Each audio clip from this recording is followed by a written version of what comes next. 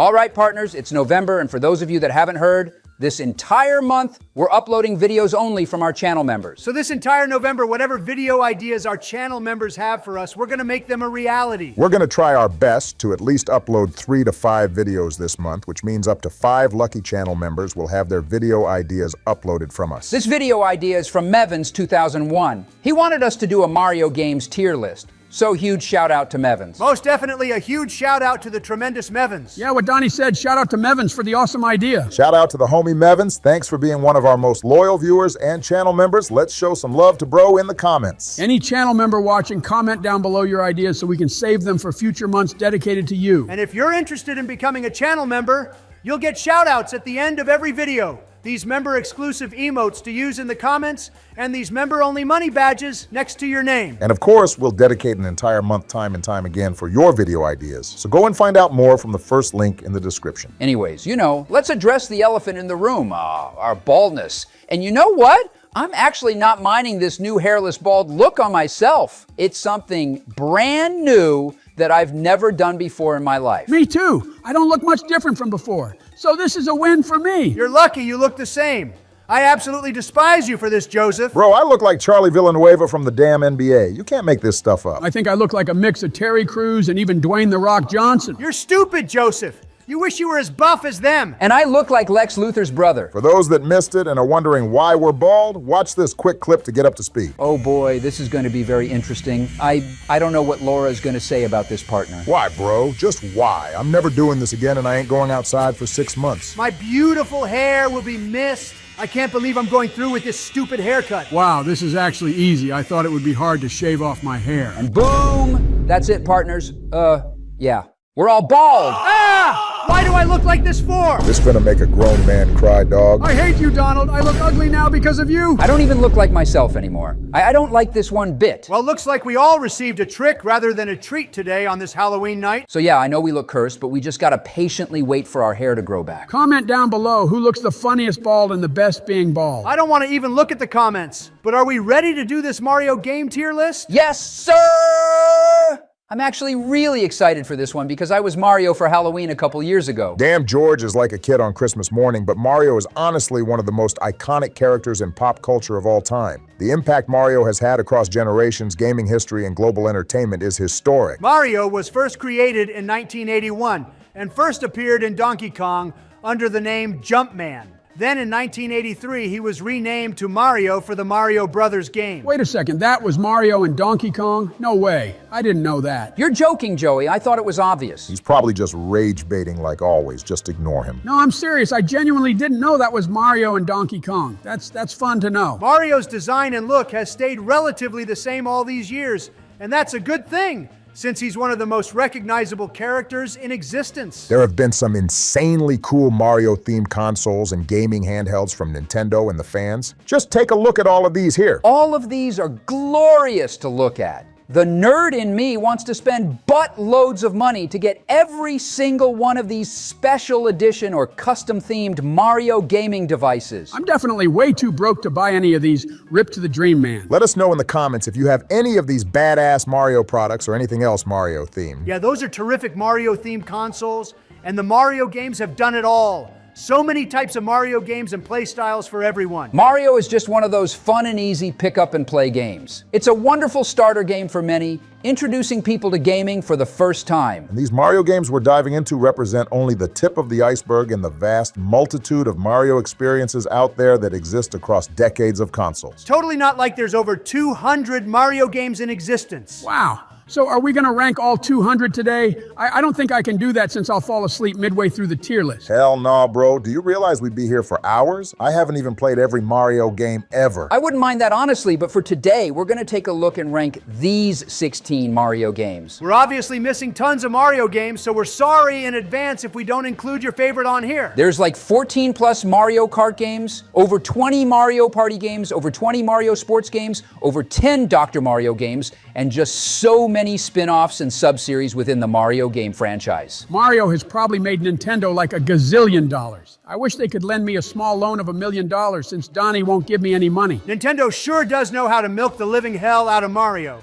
But let's start off the tier list with the original Super Mario Brothers from 1985. Oh, and by the way, somebody keep track of how many times we say the name Mario, because it's going to be a lot. No 21 Savage. I'm not gonna lie, sometimes it's really hard to rank the originals of anything, since if you call it bad, people will come at you since it's the original. But if you call it the best, people will say that you're overhyping it and blinded by nostalgia. Usually the originals of games or movies are the ones that start it all. The very first games or movies are the best, and some get better the more the series progresses. And I think that's what the Mario games have done. I just like how simple and easy the first Mario is. Even a senior citizen like me understands how this game works and isn't too much for my Biden brain. I also love playing this game on the Game Boy Advance. This game single-handedly rescued the video game industry after the devastating video game crash of 1983. While countless developers flooded the market with low-quality trash games, Nintendo focused on craftsmanship and quality, creating this sought-after masterpiece that reignited the world's passion for gaming. The moment you press play and load up World 1-1 and hear that iconic theme, it's happiness on your face because you're stepping into gaming nostalgia and history at its finest. The original Super Mario Bros. Is untouchable in its legacy, and quite literally, every Mario game that followed after this owes its life to this one. Sure, newer games later did so much more and were fan favorites. The original can't be messed with and is going in the goated tier for standing the test of time 40 years later. Super Mario Bros. 2 is next, and insert the part where we tell you that this isn't actually Super Mario 2, but just Doki Doki Panic with Mario characters pasted on. I think everybody knows this. Every time people talk about this game, that's like the first thing people talk about. Huh? What the heck is a Doki Doki Panic? Some type of Harry Potter spell? Bro is trying to rage bait again. Hilarious. No, I'm serious. I don't know what you're talking about. All right, I'm gonna believe you just this one time. The original Japanese Super Mario Bros. 2 was only released in Japan because they deemed it too hard for the Americans, and when it finally came out internationally, it was renamed Super Mario Bros. 2. The Lost Levels, and was just a reskinned version of Nintendo's already existing game at the time, which was Yume Kojo Doki Doki Panic. Yeah, so the Japanese version was the real sequel, but the American version was just an altered version of another game. Ha! I already knew that. Thanks for falling for the bait. You're literally the boy who called wolf. I'm not trusting your ass anymore. I'm not gonna lie, there's something very strange and off-putting looking at the international version of Super Mario Bros. 2. I think it's the weird bosses and enemies because they're the original enemies from Doki Doki Panic. I agree, this game has a fever dream type of vibe. It always weirded me out, but I guess that's the uniqueness of this version. I kind of liked how strange it was. I don't know how to explain it, but it feels like lost media or the definition of deja vu or something. Regardless, it's another Mario game that follows the same formula as the first, but with a few new quirks, so I'm gonna put it in the good tier. If we're ranking the true Japanese sequel separately to the American version, I'd say the Japanese version is deserving of the goated tier, even though America is the superior country. Of course you'd say something like that, Donnie. Well, I think it's a shame that the Japanese assumed that us Americans were less skillful and weak to handle a hard Mario game. I guess so. Maybe the gaming market wasn't as popular compared to Japan, so that's probably why they assumed. The Japanese version of Super Mario Bros. 2 was really that difficult. Wrong! I could beat it in my sleep, but whatever. On to the next game, we got Super Mario Bros. 3, which is a fan favorite. Oh yay! Isn't this the Mario game with that squirrel suit? Squirrel! No, bro, that's not a squirrel suit. It's literally called the Tanuki suit. Huh? Is it not a flying squirrel suit? No, Joseph, this is not a squirrel, but a tanuki, which is a Japanese raccoon dog. What the heck? I never knew that. So you mean to tell me that I wasn't playing as Alvin and the Chipmunks when I got that squirrel suit in Super Mario Bros. 3? Dogs, squirrels, and chipmunks are completely different animals. Oh, I thought they were the same. But, look at that tanuki. It looks so cute. Don't be fooled by those things, Joey. They have rabies, partner. I don't care. I already got rabies from Commander anyways. No wonder why you're insane in the head.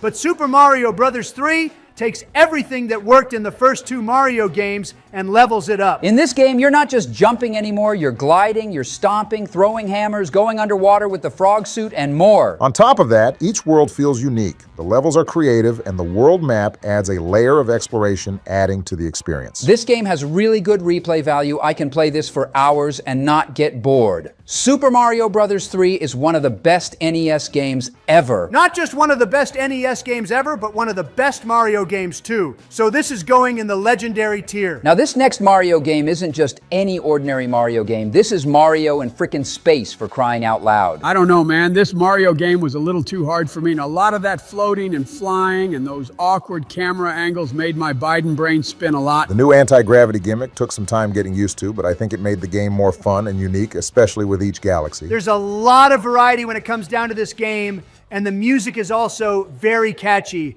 and fits the whole interstellar theme. I also love the new addition of Rosalina to the Mario series in this one. I think her story brought something really new and added that emotional layer that I didn't think we needed in a Mario game. I liked how she wasn't just another damsel in distress type of female character. She brought some real heart to the series, but later on, I felt they kind of forced her into like every Mario game for a season. Rosalina is a baddie, though. I'll give Nintendo that. No comment. Yeah, bro, I'm keeping my thoughts to myself. Don't make this weird, Joseph. Sorry, I'm just being honest. But did you know that there's a secret message hidden in the Mario Galaxy cover art? What do you mean, Joey? Look, Barry, when you take out these letters from the title, you get this secret message. This was also found out in a YouTube video back in 2009. Read it, Barry. Oh, let's see. You are Mr. Gay? Bro, you've got to be kidding me, Joe. Ha! Looks like the secret message was specifically made for you. Hey man, don't disrespect Super Mario Galaxy like that. For real, that's what I'm saying. Super Mario Galaxy never got old for me since this game's replay value is very high. This game pushed the Wii's hardware a lot further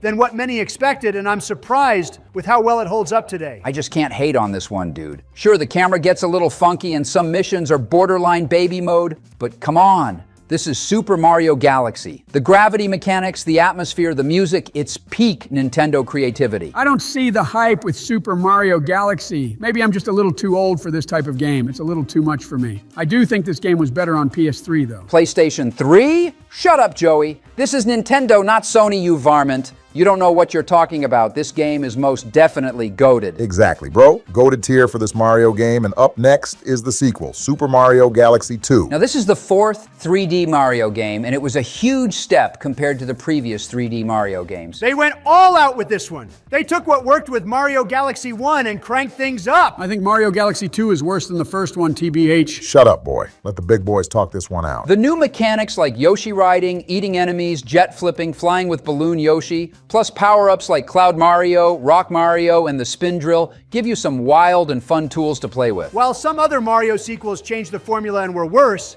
Galaxy 2 stood out to be a tremendous sequel that one-upped the first game. IGN even gave this game a 10 out of 10, calling it a masterpiece, and said that this was the pinnacle of the Mario franchise. They're honestly right, because in my opinion, Super Mario Galaxy 2 is one of the best platformers ever and the second best Mario game ever made, without a doubt. So it's going in the deserved legendary tier. Oh yes, finally the better Mario game, Super Mario Sunshine. Yay! Wrong! You can't even compare those two games like that. Well, they're both 3D Mario games, I'll give you that, but Sunshine is drastically different compared to the Galaxy games. Sunshine feels like a grounded tropical sandbox, while Galaxy 1 and 2 feel like imaginative, cosmic platforming playgrounds. I love the setting of this Mario game. The tropical vibe makes me feel like I'm on vacation at the beach 24/7. Just like during your term, when the only thing you served was yourself, getting served soft-serve ice cream on the beach instead of actually serving our tremendous country. Oh, we at the beach, and why are we just running to Joe Biden? Oh my God, no, for real, y'all. It's Joe Biden. Joe Biden? Joe, I love you. You the best thing that ever happened to us. You just made Joe Biden laugh. Hey man, let an old man live a little, why don't you? I had so much fun eating my unlimited ice cream and sleeping on the beach. You probably sniff your ice cream before you lick it, you weirdo. Damn right I do. I savor that shit like it's the last ice cream cone on the planet. Okay, stop getting off topic here. Super Mario Sunshine was an absolute blast to play on the iconic GameCube in 2002. But looking back after decades of playing Mario, you can really see that Sunshine was Nintendo experimenting with new ideas and mechanics to see what would stick in the Mario universe. Flood was a major gameplay feature that was either fun or no fun in the missions you played. I didn't mind Flood too much, but it did kind of break the classic Mario feel and momentum. It was a cool innovation, but many people were split about it. I loved Flood so much, I don't care what people say, it made the experience very fun. I'd say the one thing that was annoying with this game was those dag-nabbing blue coins. They were so annoying to get and just not fun going for them. True that. That whole blue coin debacle was more frustrating than fun. That really tested your patience. I had no problem getting all 240 blue coins. It's just a skill issue, clearly. But overall, Super Mario Sunshine is one of those love it or hate it games that took risks, and I think good tier is a fair placement for it. Now we have the greatest Mario game of all time, Super Mario Odyssey. Yes, I gotta agree, partner. Odyssey comes first, and Galaxy 2 comes second. I mean, I guess it's a good game. Good isn't the right word for Super Mario Odyssey. The right word is a modern masterpiece. My favorite thing about Odyssey is Cappy with the capture mechanic. It's the thing that defines the whole game, because instead of just jumping on enemies like the old days, you literally take them over with Cappy, Goombas, Bullet Bills, even a freaking T-Rex. I liked how this capture feature forces you to think differently in the levels, because you're constantly asking yourself, what can I capture here? What happens if I do? Odyssey would be just another 3D Mario game without Cappy, but with it, the game becomes a bold and tremendous Mario game. I guess this Mario is fun. I just think the original Super Mario Brothers from 1985 is the better game. This mofo tweaking. Ignoring Joey, Odyssey is easily a top 10 games ever for me and the most satisfying gameplay experience of any Mario game to date. So I'm putting Odyssey in the legendary tier. Next up, we've got the fourth entry in the Mario Kart series, Double Dash. Yes! Now we're talking my style. This is easily the best Mario game ever made. Just look at the start screen. This scream, play me now, play me now! Shut up! Oh my gosh, Sleepy Joe, fix your damn mic! Calm down, Joey. Sheesh. Yeah, this game is really good, but you really can't compare an open-world Mario game to Mario Kart. Exactly. You can't compare a racing game to a platformer or an RPG. I don't know what the heck a platform thingy McJiggy is, and the only RPG I know is the rocket launcher from Call of Duty, Duty. We're including just one Mario Kart game for the sake of including a Mario Kart game, and I say it holds its own against some of these other Mario games.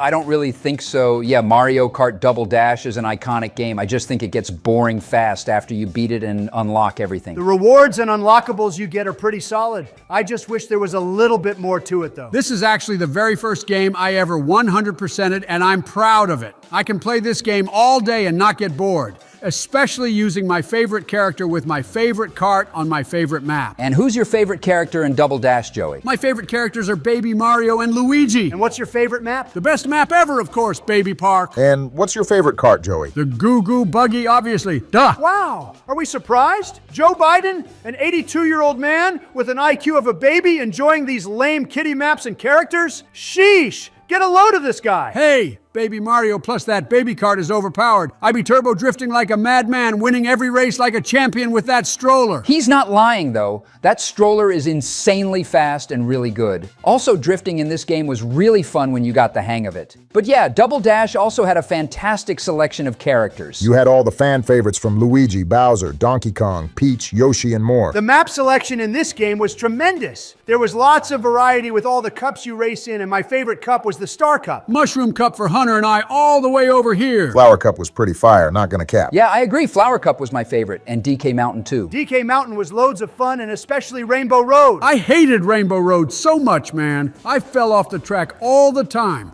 Every time I got frustrated with Rainbow Road, I would just bite my controller, rage quit, and let off some steam on Shine Thief. Oh yeah, the battle mode was a fun time as well, with those party modes like Balloon Battle, Shine Thief, and Bomb Blast. The map selection with those battle modes were really awesome too. Mix that with the music of the game, you honestly got yourself a goated Mario game. Ooh, Super Mario 3D Land. I don't like this Mario game at all. Finally, you don't have a brain-dead opinion for once. This was the first Mario game to be released on the 3DS, and it blends the classic 2D Mario-type platforming with the 3D depth and perspective twists. I don't like the whole 3D aspect, really. Yeah, it's cool, but it was only cool for the time back in 2011. This was cool to have and play back in the day, but the actual gameplay is just way too easy, making it feel like a fast game to play through. I liked how easy the game was, but the 3D effect hurt my Biden brain and gave me Biden headaches. That's more or less a 3DS issue than anything. It just depends if you like the 3D gimmick or not, but 3D Land is just a basic run-of-the-mill Mario game that Nintendo seemed to go the safe route with, and honestly, I think it's a mid-Mario game compared to most of the others on this list. Now, Super Mario 3D World is next, and is way different compared to 3D Land, even though it's the sequel to that game. game, so don't get the two mixed up. We're going to include Bowser's Fury with 3D World since they both were packed in together when 3D World got remastered for the Switch. Super Mario 3D World came out on the Wii U,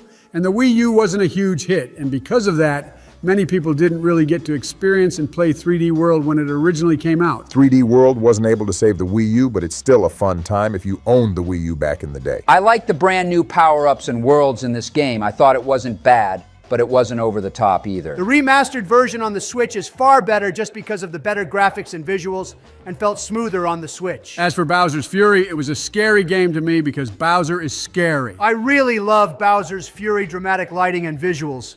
This game had a really nice atmosphere to it. The boss battles were kind of hard sometimes, but they were really fun to go through and play. But the design of Bowser in this game is really a sight to see. He looks epic. He's epic and menacing looking, but that mofo was annoying, dog. Sometimes I just want to explore this beautiful open world, but every 5 minutes I gotta deal with this big bastard. Overall, I think Super Mario 3D World plus Bowser's Fury is a real strong bundle with a great value, so I'm putting it in the goated tier. On to the next Mario game. This is the 2009 Wii release, New Super Mario Bros. Ah, yes. 2009 was one of those years where gaming was wonderful, but unfortunately, this was back when stupid Obama was president. Hey bro, I was president at the right time, and this game came out at the right time. I only agree with the second part of that statement. This game came out at a time where the Wii was thriving with those co-op games. And this was yet again another one of those extremely fun co-op games, but with Mario. I had so many fun memories with this game, partner. It's a very nostalgic game for me since I remember all the hype with this Mario game back in the day. It wasn't fun when people stole my items, leaving me behind and taking items when you already have one. Get gooder, Joseph. If we played this right now, we'd all do that to you without a doubt. This game sucks, especially when you don't have a coordinated team, or else you'd argue and fight over the dumbest stuff. But I think that's the whole fun aspect of the game. It's chaotic and unpredictable when it comes down to playing with your family or friends. I say this Mario game is a good time and going in the good tier. Moving right along, we got the beloved and iconic Mario 64. Do we really got to talk about this game at all to give it that instant legendary status? Nope, I don't think so. This Mario game, right off the bat, deserves that legendary status and tier. Oh yeah, most definitely. This is a no-brainer legendary. I had so much fun playing this game back in 1964. Dude, what? Mario didn't even exist in 1964. But I thought that's why it's called Mario 64, because it came out in 1964. No, Joey. It's called Mario 64 because it came out on the Nintendo 64. And the Nintendo 64 came out in 1964 too, right? Oh my gosh, dude. George, I don't know how you couldn't tell. That was obvious rage bait, bro. I'll say this about Super Mario 64 before we move on. This nearly 30-year-old game is impressive and one of the most important video games ever. And honestly, this isn't just any Mario game, it's the game that changed everything. This game laid the cornerstone for all 3D Mario games that came after. And let's be real, there's something inherently nostalgic and unforgettable about those N64 graphics. Yeah, it had some awkward camera issues and glitches, but the game's revolutionary charm and design outweighs a few of those small technical issues. This game is truly a cornerstone of gaming history, bro, but Super Mario World is the next Mario game to rank. I think Super Mario World is very good, but is it the best Mario game ever made? No way, Jose. Super Mario Bros. 3 was definitely the better game in every way. Super Mario World is a game I'd consider more but better. It takes a lot of cues from Mario Bros. 3, albeit with much more polish and easier to beat since it's not terribly challenging. There are a few factors when thinking about this game. It was the first Mario game to have multiple worlds, but they were connected onto one big map. Also, there were so many different exits that change what levels you go to. Also, Yoshi was first introduced in this game, and he became a staple of the Mario franchise. I also think this Mario game arguably has the best 2D Mario controls because of how tight you can control Mario in the air. Nostalgia also plays a big factor in this as well because it came out in the 90s and was competing with Sonic on the Genesis. I will admit that Super Mario World is a very interesting game, and that's all I can say about it. Super Mario World has great mechanics and is fun, but I can't see anyone seriously proposing that it is better than Mario Bros. 3, Odyssey, the Galaxy games, or even Super Mario 64. So I think good tier is a good spot for this one. Moving on is Super Mario Bros. Wonder, which came out in 2023, and it's the first traditional side-scrolling Super Mario game since New Super Mario Bros. U, which came out in 2012 on the Wii U. This game takes the classic 2D Mario formula and gives it a shot of adrenaline. It amps up the classic side-scrolling experience in a modern way. The Wonder Seed mechanic kept things interesting in a way, but I think it ultimately hurt level design because it was overdone, and not much happens in the level in the lead up to the Wonder Seed. It felt like the game rushed me in a way to get to the good part, so to speak. I never got that feeling that level design was sacrificed in favor of Wonder Seed moments. I've played enough 2D Mario, both the Maker games and the official 2D ones, to know that the level design is some of the best we've gotten since Super Mario World. Wonder felt like it didn't really expand on many of its ideas, but instead just threw something new at you every level. I appreciate variety, but I think expanding on Mario's moveset would be more interesting. Well, it's supposed to be simple and not over the top since it's a 2D Mario game. These 2D Mario games keep things simple because it just works. There's nothing wrong with the formula, so they don't gotta ruin what works. 3D Mario games are where they get a little more experimental. Mario with a water pack, Mario in outer space, Mario capturing enemies with Cappy, that's where the good stuff is at, bro. Mario Wonder is the game for you if you enjoy the classic Mario feel with a twist, but it's not going to be for you if you enjoy the 3D Mario platformers more. Overall, the game was a cakewalk. And yes, I know there are some harder optional levels, but it's too little too late in my opinion. It's far from a masterpiece, but it's a fun game and going in the good tier. The next one on our list is Mario Party 3, which is a hit or miss for people. But in the grand scheme of things, there are so many darn Mario Party games out there that you can forget about this one. The big thing holding back Mario Party 3 is the board design.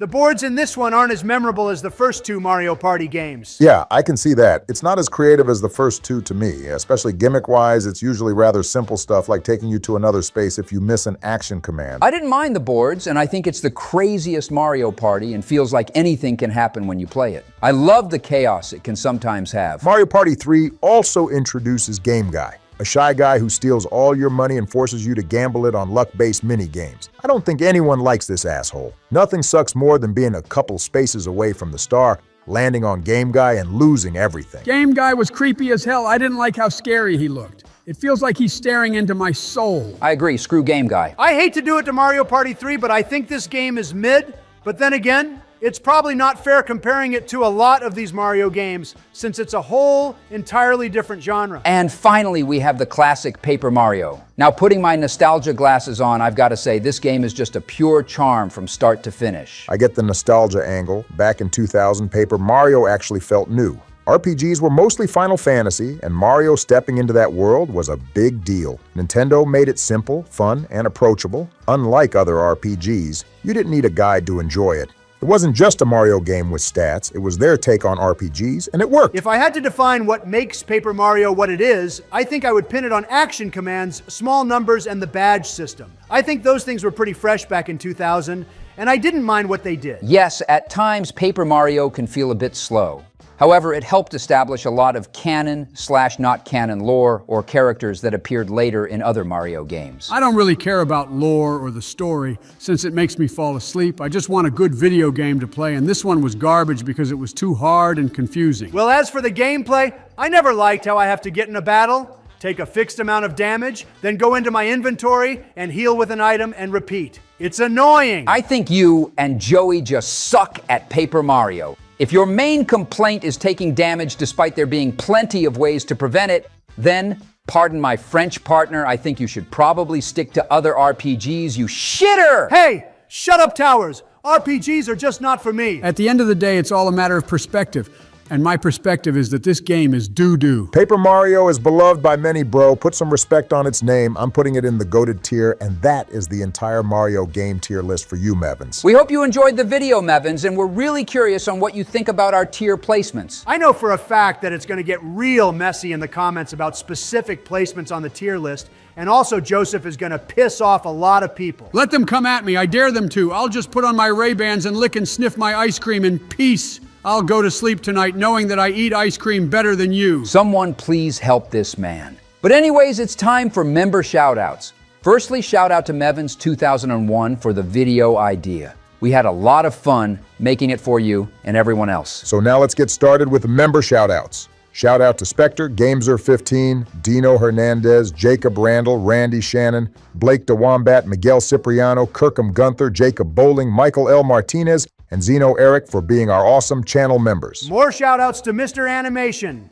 Subcorrupted YT, Joshua O'Malley, Joey Yaman, Misty Gilbert, Starview Studio, Ichigo Kurosaki, Specker Exists, Almar Bernard, Silver Prime, and Stefan Swan for being our supportive channel members. Even more shout-outs to Brandon Flynn, Alpha Diamond, Tension Max 412, King Jax Gaming 420, Chris Nyruz, Nostalgia Network, Hitman Fan 47, Gamer, Hunter Thompson, and Lamarian Harris Franklin for being our wonderful channel members. And finally, major shout-outs to Spectre, Bear Dozer, Gabe Dudas 2, Iceman 42, Wes Calloway 1, Latura Coleman, Animations Guy, Brandon Ayala, Omnilude, Fabian Moans, and Wilson Films 50 for being our amazing group of channel members. Thanks for watching the video, and we hope you have a great day.